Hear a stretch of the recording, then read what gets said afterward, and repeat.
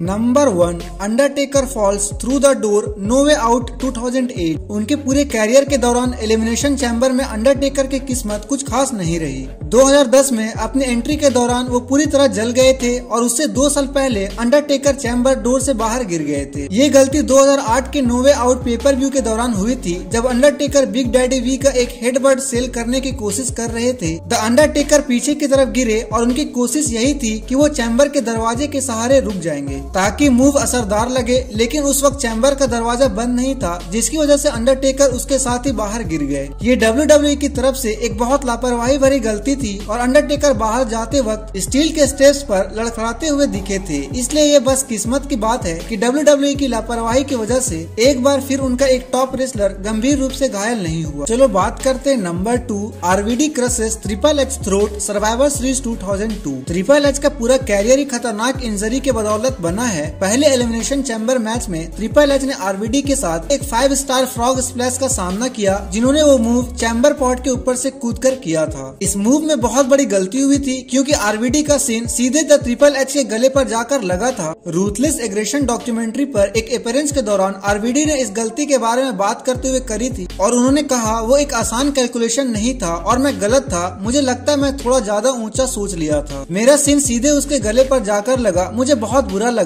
लेकिन फिर भी उन्होंने वो मैच जारी रखा और एक समय के बाद मैं भूल ही गया कि उन्हें कोई चोट भी लगी थी। कम से कम इतनी खतरनाक चोट तो नहीं। इसी डॉक्यूमेंट्री में इस हादसे के बारे में ट्रिपल एच का बयान बहुत डराने वाला है। मैं वहाँ पड़ा हुआ था और मैंने उन्हें पॉड के ऊपर जाते हुए देखा। मैंने सोचा ओ गॉड, वो सीधा खड़ा नहीं हो सकता। मैं देख रहा था और सोच रहा था ये बहुत अजीब लग रहा है, मुझे नहीं लगता वो वहाँ से कूद पाएगा। ये सब बिल्कुल गलत डायरेक्शन में जा रहा था, जैसे मैं किसी के पास चलकर जाऊं और वो मुझे मार दे। और जैसे ही मुझे वो झटका लगा, मैं सांस नहीं ले पा रहा था, मेरा पूरा शरीर जल रहा था। ट्रिपल एच किसी तरह प्लान के मुताबिक मैच खत्म कर पाए और फिर जब WWE से बाहर जाकर ठीक होने का समय आया, तब इसमें ट्रिपल एच को लेकर कोई शक नहीं था, क्योंकि वो कुछ ही हफ्तों में फिर से टेलीविजन पर रेसलिंग करते दिखे। चलो बात करते हैं number 3, Test eliminate Hardcore Holly December two December 2006। ECW brand को WWE ने नए तरीके से 2006 में एक इनफेमस पेपर व्यू दिखाए, जिसे दिसंबर टू दिसंबर नाम दिया गया। इस शो से ये साबित हो गया कि WWE को बिल्कुल नहीं पता था कि ECW ब्रांड को क्या चीज इतनी खास और यूनिक बनाती है, और इस इवेंट का बैकलेस इतना खराब था कि इसकी पूरी जिम्मेदारी अकेले पॉल हेमन पर डाल दी गई और WWE ने उन्हें निकाल दिया। इस पेपर व्यू में एक बहुत बड़ा एक्सट्रीम एलिमिनेशन चैम्बर मैच हुआ था, जिसमें एक अजीब गलती भी हुई थी। ये गलती हार्डकोर हॉली के एलिमिनेशन के दौरान हुई थी। टेस्ट ने हॉली पर अपना ट्रेडमार्क मूव बिग बूट इस्तेमाल किया और पता नहीं क्यों हॉली ने किक आउट करने की भी कोशिश नहीं करी। अब क्योंकि ये एलिमिनेशन स्क्रिप्ट का हिस्सा ही था, इसलिए रेफरी ने हॉली की किक आउट न करने की बात पर ध्यान नहीं दिया और उन्हें एलिमिनेट करार दिया, जिससे फैंस बहुत कंफ्यूज हो गए थे। अब बात करते हैं नंबर 4, सारा लोगन वाइप्स आउट नटालिया चैम्बर 2020। एक एलिमिनेशन चैम्बर में सबसे पॉपुलर स्पॉट तब होता है जब एक रेसलर पॉट के ऊपर से कूदता है। इसमें सेफ्टी का ध्यान रखा जाता है, क्योंकि बहुत सारे रेसलर नीचे उसे एक रेसलर को पकड़ने के लिए खड़े रहते हैं, लेकिन फिर भी कभी कभार ये भी गलत हो सकता है। 2020 के वुमेन्स चैम्बर मैच में ऐसा ही कुछ हुआ था। जब सारा लोगन ने पॉट के ऊपर से एक क्रॉस बॉडी के लिए छलांग लगाई, तब उन्हें रोबी राइट और नटाइल ने पकड़ लिया था। हालांकि ये पहले तो सबको ठीक लगा और फिर बाद में समझ आया कि स्पॉट में बहुत बड़ी गलती हो गई है और लोगन का नी सीधे नटालिया के चेहरे पर लगा था। देखा जाए तो इसका ये मतलब था कि लोगन ने नटालिया पर एक डाइविंग नी का इस्तेमाल किया था और नटालिया के एक्सप्रेशन देखकर ये साफ समझ आ रहा था